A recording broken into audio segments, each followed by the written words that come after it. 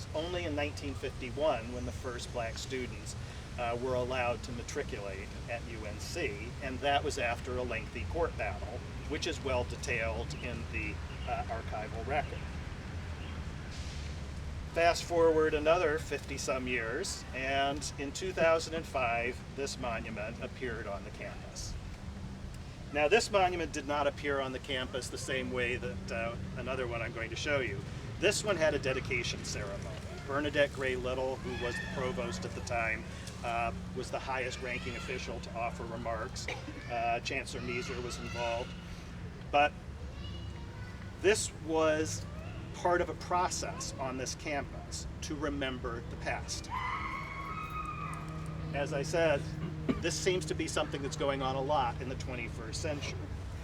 What's interesting is if you read the inscription, and can I move your bag? Just push your book in. The class, this references what I was talking about in there. The class of 2002 honors the university's unsung founders, the people of color, bond and free, who helped build the Carolina that we cherish today. Well, what did I say? What is missing from this monument? Enslaved people. You've got people of color, bond and free. There were lots of people in the United States bonded who were not enslaved. You had very few people who were black and free in North Carolina in the era of bondage.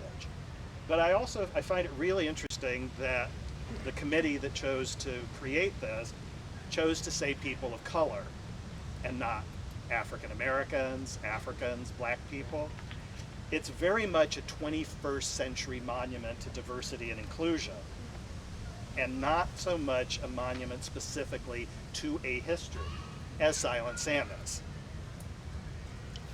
Rhetorically, and when these nice people were allowing us to intrude on their study session, they said, "Could they stay here?" I said, "Yes, as long as you don't put your feet up." Because, to me, the rhetorical point that is most fascinating about this, and I know from readings about the artist that they were completely unintentional. This statue's made out of bronze, like the Statue of Liberty, bronze patinas. Unlike the Statue of Liberty, this is designed for you to sit on, right? These stools represent the stones in the graveyard where we're going to end the tour, because enslaved people didn't get headstones, they got a rock. And those rocks move around, so that is part of this unsungness, right? These are the memories of people we don't know. But it's designed, and the university kind of pushed back on the fact that it was designed to be a table, right? It's a place for conversation. That's what the artist wanted. But when you, as a normal human being, are sitting at a table, you often put your feet up. And when you put your feet up, you put them on the people that you are honoring. And because they're made out of bronze, you'll notice that their noses, their knees, and for the women, their breasts become shiny, leaving a permanent fingerprint, which sounds nicer than bottom of your footprint, on them, which does not seem to be a very honorable thing, right? This is a monument to honor. And yet the people are low and small and beneath the thing that they are remembering. So